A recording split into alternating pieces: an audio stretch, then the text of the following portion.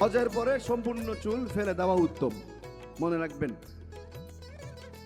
আমাদের তামাত্তু যারা করব, যাওয়ার পরে চুল ছোট করে আমরা কাটবো, অর্থাৎ চুল ছোট করব। আর হজের পরে চুল যা ছিল সমস্ত চুলকে মুন্ডিয়ে ফেলবো, এটা উত্তম। আর কেউ যদি ওমরা করার পর চুল মুন্ডন করে ফেলেন, এতে কোনো অসুবিধা নেই। তবে উত্তমটা আপনাদেরকে বলে দিলাম। যারা তামাত্তু করব, আমরা যাওয়ার পর চুল ছোট করব, এহরাম থেকে মুক্ত হব, পরবর্তীতে হজ করার পর কিছু চুল যে থাকবে সেই চুলগুলো আমরা মুন্ডিয়ে ফেলব। মক্কা শরীফ শহরকে ঘিরে নির্দিষ্ট সেই পবিত্র সীমানা, যার ভিতরে প্রবেশ করলে কিছু বিশেষ ইসলামী নিয়ম কানুন মেনে চলতে হয়, সেটাকে বলা হয় হুদুদে হারাম। এই কাফেলায় আছে এক তরুণ মোয়াল্লিম এবং তার পিছনে আছে কতগুলা মুরব্বী যারা তাদেরকে গাইড করে। এখন আমি সেই আল্লাহর দরবারে শুকরিয়া আদায় করি এবং যে নবীর শাফাত ছাড়া আমরা কেউ জান্নাতে যেতে পারবো না, তার কদমে লাখো কোটি সালাম পেশ করছি। হজ একটা পারিবারিক বিষয় এবং আমরা যারা সামর্থ্য আছে তারা যায়, কিন্তু হজ কবুলের কতগুলো শর্ত আছে যেটা আমরা অনেকেই অনেক সময় পালন করতে পারি না। সেখানে আমরা যাচ্ছি আল্লাহর মেহমান হিসাবে। প্রথমে আপনাদের যখন বাংলাদেশ থেকে রওনা করতে হবে, আমিত্বকে বর্জন করতে হবে। আমি কে এটা ভুলে যেতে হবে। আমার পরিচয় এখন আমি আল্লাহর মেহমান, আল্লাহকে রাজি খুশি করার জন্য আমি যাচ্ছি। আপনারটা প্রত্যেকটা আল্লাহর দরবারে লাখো কোটি শুকরিয়া। মহান আল্লাহ পাক লক্ষ লক্ষ মানুষ থেকে ওনার মেহমান হিসাবে আমরা দাওয়াত প্রাপ্ত মেহমান হয়েছি, আলহামদুলিল্লাহ। হজ হচ্ছে ইচ্ছা পোষণ করা, এরাদা করা, আল্লাহকে রাজি করার জন্য, বিগত দিনের গুনাহ খাতা মাফের জন্য, মহান রাব্বুল আলামিনের বাইতুল্লাহ মিনা, আরাফা, মুজদালিফায় উপস্থিত হয়ে কোনো নির্দিষ্ট দিনে নির্দিষ্ট কাজ সম্পাদনের নামই হচ্ছে হজ। আর এই হজ যার উপর আর্থিক এবং শারীরিক সক্ষমতা উভয়ই রয়েছে, তার জন্যই হচ্ছে হজ ফরজ। আর অনেক অবহেলায় আমরা এই ফরজ কাজটিকে সম্পাদন করি না। আমি আপনাদের এই মেসেজ প্রদান করছি, যাদের সামর্থ্য রয়েছে তাদেরকে আল্লাহ যাতে আমরা এই হজটা সম্পাদন করি, আপনারা এই মেসেজটা প্রত্যেক মানুষকে দিয়ে দিবেন। যেহেতু হজ সম্পাদন করলে একটি মকবুল মবরুর হজ আল্লাহ পাক আমাদের হজের বিনিময় দিবেন নিশ্চিত জান্নাত। তাই এ জান্নাত লাভের আশায় মহান আল্লাহর দরবারে আমাদের কিছু বিধিনিষেধ আল্লাহ আমাদের দিয়েছেন, সেই বিধিনিষেধ আমাদের মেনে চলতে পারলেই আমরা নিষ্পাপ হব, আমরা গুণামুক্তভাবে দেশে প্রত্যাবর্তন করব। তাই আমরা আল্লাহর দরবারে আমাদের সর্বপ্রথম কাজ হচ্ছে আমরা হজে যাচ্ছি, হজের পরিপূর্ণ প্রশিক্ষণ আমরা দেশ থেকে নিতে হবে। আমাদের অহংকার, আমাদের অহমিকা, আমাদের পদমর্যাদা ভুলে গিয়ে আমরা কেউ শিল্পপতি, কেউ ব্যবসায়ী, কেউ ডাক্তার, কেউ ইঞ্জিনিয়ার, কেউ অনেক বড় কর্মকর্তা, এই সমস্ত পদমর্যাদা ভুলে গিয়ে একমাত্র আল্লাহকে রাজি করার জন্য নিশ্চিত জান্নাত লাভের আশায় আমরা এই পদমর্যাদাকে পরিহার করি। আমরা পদমর্যাদাকে ভুলে গিয়ে আল্লাহর দরবারে উপস্থিত হতে পারলেই আমরা নিষ্পাপ হয়ে দেশে ফিরতে পারব। আমাদের সেখানে গেলে কিছু নিয়ম নীতি, সেখানের নিয়ম শৃঙ্খলা আমাদের মেনে চলতে হবে, সেই দেশের আইন কানুন আমাদের মেনে চলতে হবে, আমাদের ধৈর্যশীল হতে হবে, আমাদের কিছু কিছু জায়গায় আমাদের অপেক্ষা করতে হবে।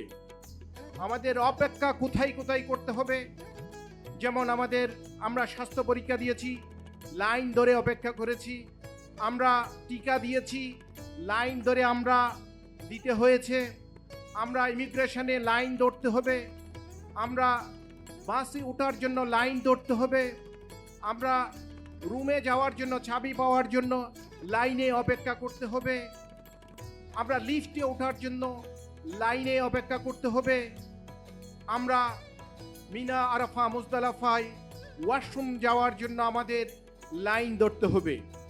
এই মন মানসিকতা আমাদের এখান থেকে সেট আপ করতে হবে। আমাদের সময়ের প্রতি লক্ষ্য রাখতে হবে, আমরা খাবার সময় খাবার, ঘুমের সময় ঘুম এবং ইবাদতের সময় ইবাদত যাতে আমরা করি, সেই মন মানসিকতা এখান থেকে নিতে পারলেই আমাদের হজটা সহজ হবে। সেখানে গেলে আমাদের খাবারের সময় খাবার, আপনি সকালবেলা ব্রেকফাস্ট যখন সময় দিব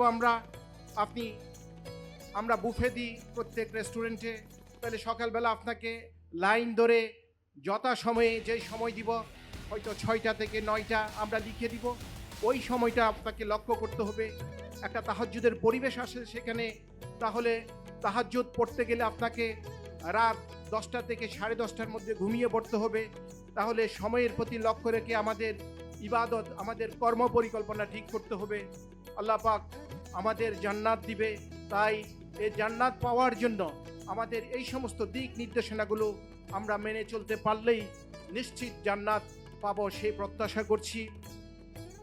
শাহ আমানত হজ কাফেলার এটি আমার আব্বা প্রতিষ্ঠা করেন। ওনার উসিলায় আমরা প্রতি বছর আল্লাহর ঘরে গিয়ে আল্লাহর ঘরখানায় কাবা প্রতি বছর আমরা ধরতে পারি, ছুঁইতে পারি, আল্লাহর দরবারে ফরিয়াদ করতে পারি। এটি তার উসিলায় আমরা পেয়েছি। উনি আমাদের আল্লাহর মেহমানদের কিভাবে খেদমত করতে হয় উনি আমাদের শিখিয়েছেন। আমাদের পরিচালনা পর্ষদ, আমরা 5 ভাই এটির সাথে আমরা জড়িত। আমার বড় ভাই উনি অফিসিয়াল কাজে অনেক দক্ষ। আমার ছোট ভাই মার্কেটিংয়ের মধ্যে অনেক দক্ষ। নাইমউদ্দিন অ্যাডমিন অনেক দক্ষ। আমার ছোট ভাই সালাউদ্দিন মক্কা শরীফে থাকেন আপনাদের ছায়া হিসাবে।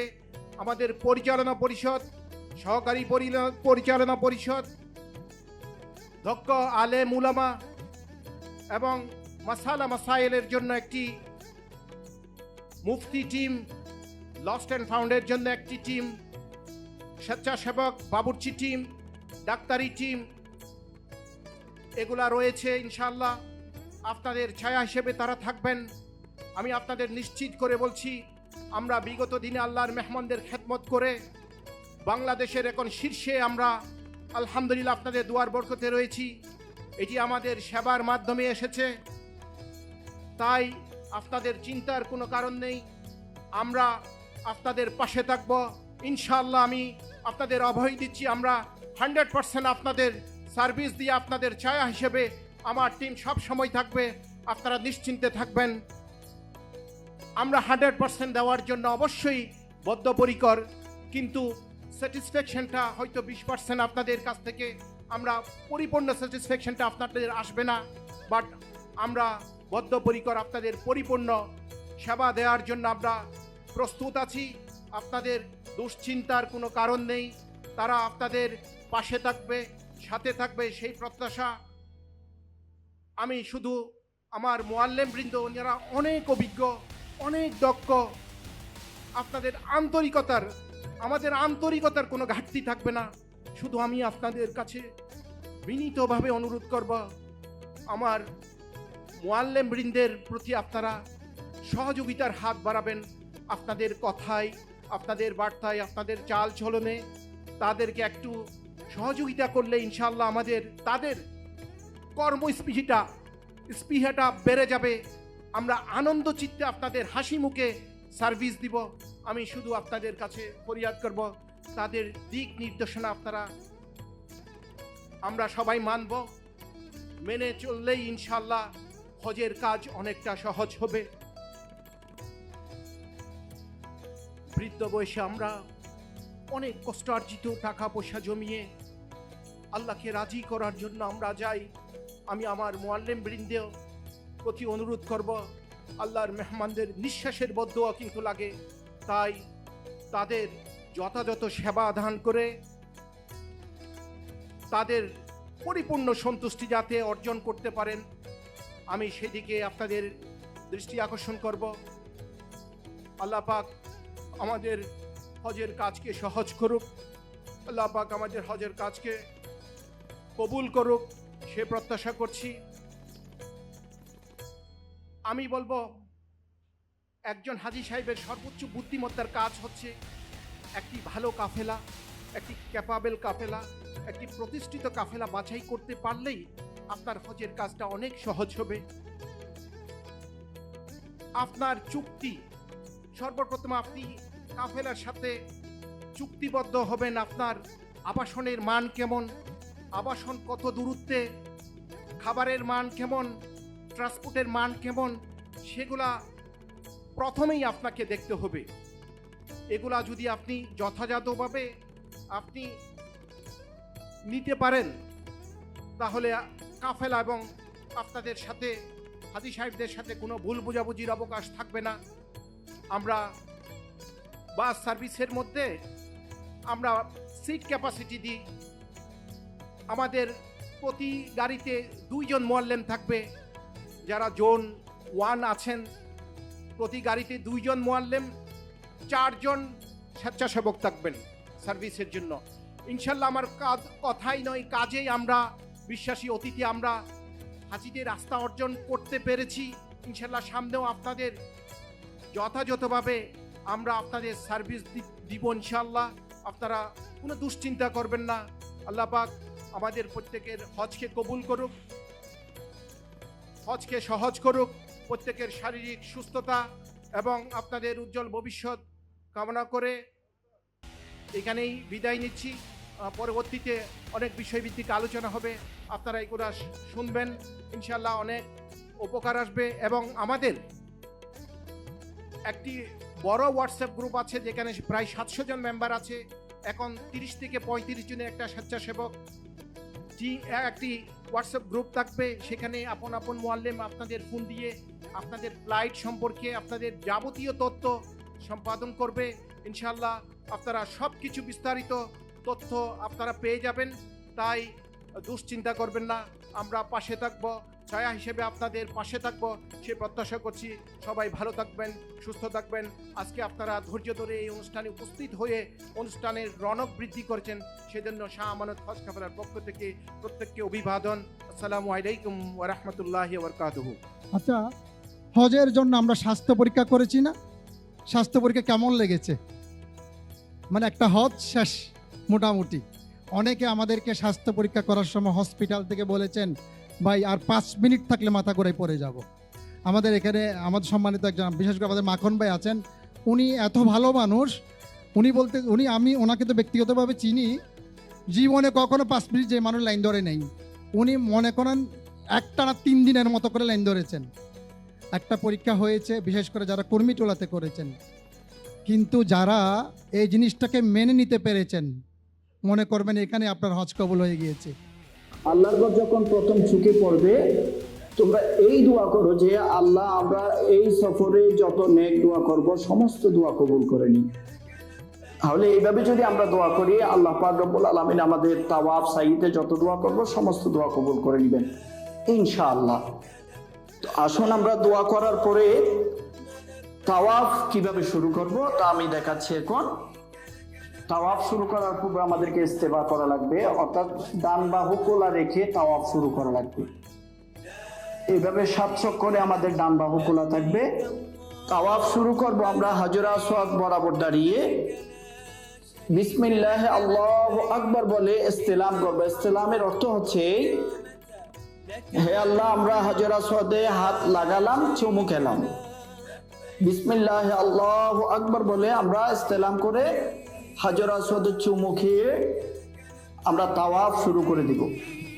প্রথম 3টি চক্করে আমরা রমল করতে হবে। রমল হচ্ছে তাওয়াফ করার সময় একটু বাহাদুর বেশে রমল, একটু ছোট ছোট পা করে দৌড়ার ভান করা।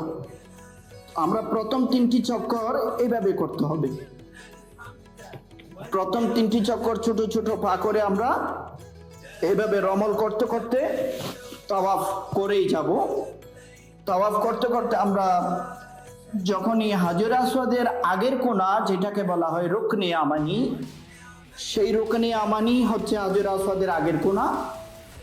এই জায়গাটা পার হওয়ার সময় আমরা নবীজির শিখিয়ে দেওয়া যে মোনাজাত, কোরআন শরীফের আয়াত, রব্বানা আতিনা ফিদ দুনিয়া হাসনাতাও ওয়া ফিল আখিরাতি হাসনাতাও ওয়া কিনা আযাবান নার ওয়া আদখিলনাল জান্নাতা মাআল আবরার ইয়া আজিজ ইয়া গফফার ইয়া করিম ইয়া সত্তার ইয়া রাব্বাল আলামিন। এভাবে এই মোনাজাতটি করতে করতে আমরা হাজর আসওয়াদ পর্যন্ত আসব। এভাবেই আমরা প্রথম 3 চক্কর রমল সহকারে করব, দৌড়ার ভান করে করে। 4র্থ নাম্বার চক্কর থেকে আমরা নরমালি তাওয়াফ শুরু করব। আবার বিসমিল্লাহ আল্লাহু আকবার বলে এভাবে আমরা 4র্থ নাম্বার চক্করটি, তাওয়াফটি আমরা নরমালি হাঁটতে থাকবো ইনশাআল্লাহ। এইভাবে হাঁটতে হাঁটতে আমরা যখনই আবারও প্রতিটা চক্করে যখনই আমরা রুকনে আমানির কাছে আসব, হাজর আসওয়াদ পর্যন্ত রব্বানা আতিনা ফিদ দুনিয়া মোনাজাতটি করতে করতে আমরা হাজর আসওয়াদ পর্যন্ত আসব। এভাবে আমরা 7টি চক্কর দিব। 7 তাওয়াফ আমরা কমপ্লিট করব এভাবে। তো 7 তাওয়াফে রব্বানা আতিনা ছাড়া সুনির্দিষ্ট অন্য কোনো তিলাওয়াত বা এটা করতে হবে, এখানে এটা পড়তে হবে, ওইটা পড়তে হবে, এই ধরনের কোনো দোয়া নাই। তো আমরা কি করব, হাজর আসওয়াদ থেকে রুকনে আমানি পর্যন্ত যে যা চাওয়া দরকার, আল্লাহর কাছ থেকে যা চেয়ে নেওয়া দরকার, যত প্রার্থনা আমাদের আছে, এই দোয়াগুলো করতে থাকবো। এবং আল্লাহর ঘরের চতুর্পাশে গুনার কারণে নিজেকে লজ্জিত বাপ নিয়ে নমনীয় হয়ে আল্লাহর ঘরটি তাওয়াফ করতে থাকবো। এটাই হচ্ছে তাওয়াফের আদব। আমি কোন দোয়া করব, যা আমাদের চাওয়া দরকার, আল্লাহর কাছে চেয়ে নেওয়া দরকার, এভাবে চেয়েছে আমরা তাওয়াফটি কমপ্লিট করব। 7 তাওয়াফ যখন আমাদের হয়ে যাবে, এখন তাওয়াফটি কমপ্লিট হওয়ার জন্য যে কাজটি আমাদের বাকি আছে সেটি হচ্ছে মাকাম ইব্রাহিমকে মুসাল্লা বানিয়ে যে 2 রাকাত নামাজ পড়া দরকার, সেই 2 রাকাত নামাজ, যেই নামাজকে বলা হয় ওয়াজিবুত তাওয়াফ, ওই তাওয়াফের নামাজটি পড়বার জন্য মাকাম ইব্রাহিমের কাছেই পড়তে হবে এমন না। তাওয়াফের মাঠে যেই জায়গায় আমরা সুন্দর একটি জায়গা পাবো, যেখানে মানুষের ভিড় হবে না, পুলিশ আমাদের বাধা দিবে না, এমন সুনির্দিষ্ট সুন্দর একটি জায়গা মুয়াল্লিম সাহেবের সহযোগিতা আমরা বাছাই করে একটা জায়গা নিয়ে ওই জায়গায় বসে 2 রাকাত ওয়াজিবুত তাওয়াফ নামাজ আদায় করলে আমাদের উমরার 2য় নম্বর ফরজটি আমাদের কমপ্লিট হয়ে যাবে। এভাবে আমরা তাওয়াফটি সম্পাদন করব ইনশাআল্লাহ। আমরা যেটা শুনতে পাচ্ছি যে আমরা যখন জেদ্দা থেকে হোটেলে যাব, ঠিক সেই মুহূর্তে বাস থেকে নাকি আমাদের পাসপোর্টগুলো নিয়ে যাবে। সেই পাসপোর্টগুলো আসলে কি নিয়ে যাবে, এবং যদি নিয়ে যায় এটা আমরা ফেরত পাবো কিভাবে? আবার যেদিন ফেরত আসবেন সেদিন পাবেন। আচ্ছা, লাস্টলি একটা কথা আমার হলো, শহীদ সাহেব বলে গেলেন যে আমরা প্রথম শয়তানকে যে ঢিল মারবো, ওই ঢিল মারার পরে যখন আমরা মিনাতে আসবো, আসার পর আমরা এহরাম ছেড়ে দিব, এহরাম আর আমাদের পড়তে হবে না, এটা কি ঠিক? জি, এটা কুরবানি কনফার্ম করার পর মাথা মুন্ডাবেন, হ্যাঁ। তারপর এহরাম ছেড়ে দিবেন। এর পরের বার যখন আমরা ইয়াতে যাব, ওই আবার যখন শয়তানকে ঢিল মারতে যাব, আপনার এহরাম 10 তারিখ খুলে ফেলবেন, এরপরে বাকি কাজ স্বাভাবিক কাপড়ে। না বুঝতে পারিনি কথাটা। আপনি 10 তারিখ প্রথম দিন পাথর মারার পর কুরবানি নিশ্চিত করার পর মাথা মুন্ডিয়ে এহরাম খুলে ফেলবো, এরপর বাকি কাজ স্বাভাবিক কাপড়ে। স্বাভাবিক কাপড়ে করা যাবে না? আবার করা যাবে না, স্বাভাবিক কাপড়েই করব। আর ফরজ ইয়াটা যখন করব, ফরজ স্বাভাবিক কাপড়, স্বাভাবিক কাপড়। সূরা আল ইমরানের 97 নম্বর আয়াত, ওয়ালিল্লাহি আলান নাস হিজ্জুল বাইত, তোমরা আল্লাহরই জন্য হজ করো। খুবই সংক্ষেপে বলা হইতেছে, তোমরা আল্লাহরই জন্য হজ করো। ওয়ালিল্লাহি আলান নাস হিজ্জুল বাইত। সূরা বাকারার 196 আয়াতে বলতেছেন, ওয়াতিমুল হাজ্জা ওয়াল উমরাতা লিল্লাহ, তোমরা হজ করো, উমরা করো আল্লাহরই জন্য। সুতরাং আপনি রওনা হইতেছেন আল্লাহ পাকের জন্য। সকলে বলেন আমিন। তো আলহামদুলিল্লাহ, যে আমাদের ধরেন এরকম হজ কাফেলা তো বহু বাংলাদেশে আছে। কারো সম্বন্ধে কিছু বলবো না, শুধু আমার শাহ আমানত সম্বন্ধে একটু বলতে চাই। কারণ আমরা অনেক বড় গ্রুপে কিন্তু আমরা হজে যাই। 17 সালে গেছি, 23 সালেও গেছি শাহ আমানতের মাধ্যমে। আগে অন্য হজ কাফেলার মাধ্যমে গিয়েছি। সুতরাং সেই অভিজ্ঞতার কথাই বলছি যে ওনারা সার্বিকভাবে চেষ্টা করবেন না আপনাদের যত রকমের সেবা দেওয়ার জন্য। সেটা নাইম সাহেব বলেছেনও বটে, কিন্তু বলাটা আর করাটা কিন্তু এক জিনিস না। বলাটা সহজ, করাটা অত্যন্ত কঠিন। ইভেন বাংলাদেশে একটা ছোট্ট অনুষ্ঠান দাওয়াত দিয়ে 400, 500, 1000 মানুষকে খাওয়ার জন্য আয়োজন করতে আমরা হয়রান প্যারেশান হয়ে যাই। সেইখানে মক্কা শরীফে বসে এতগুলো লোকের আয়োজন করা, খাবার থেকে শুরু করে অত্যন্ত কঠিন একটা কাজ। কিন্তু ওনারা কিন্তু চেষ্টা করবেন, ওনারা যথেষ্ট ওয়েল অর্গানাইজড। কিন্তু তারপরে কথা আছে, রান্নাটা তার ওনারা করবেন, রান্না তো বাবুর্চি করবে। কোনো বেলায় তরকারি ঝাল একটু বেশি হয়ে যাবে, কোনো দিন একটু কম হয়ে যাবে, লবণ বেশি হতে পারে, কম হইতে পারে, সেটা কিন্তু ওনাদের আওতার মধ্যে না। সুতরাং আমি যেটা মনে করি যে যাই আসুক, লবণ বেশি আসুক, কম আসুক, ঝাল কম বেশি যাই হোক না কেন, আমার কিসমতে যা আছে সেটাই আমার সামনে আসছে। আমি যদি খেতে পারি খাইলাম, না খাইলে কোনো সমস্যা নাই, চুপচাপ বেরিয়ে যাই। অনেক ধরনের খাবার কিন্তু ওখানে আছে, আল্লাহ সমস্ত নিয়ামত কিন্তু মক্কা মদিনায় আছে। সুতরাং এই খাবার নিয়ে উচ্চবাচ্য না করে বরং আমরা খেতে না পারলে আস্তে করে উঠে চলে যাই, খাবার যথেষ্ট পাওয়া যাবে। বা আলাদাভাবে ওনাদেরকে বলা যেতে পারে যে ভাই একটু খেয়াল রাখেন, আজকে খাবারটাতে আমার এই সমস্যা হচ্ছে, আমরা আলাদা বলতে পারেন। কিন্তু ওখানে ডাইনিং টেবিলে বসে যদি আমরা হইচই শুরু করে দিই তাহলে এটা ভালো দেখায় না।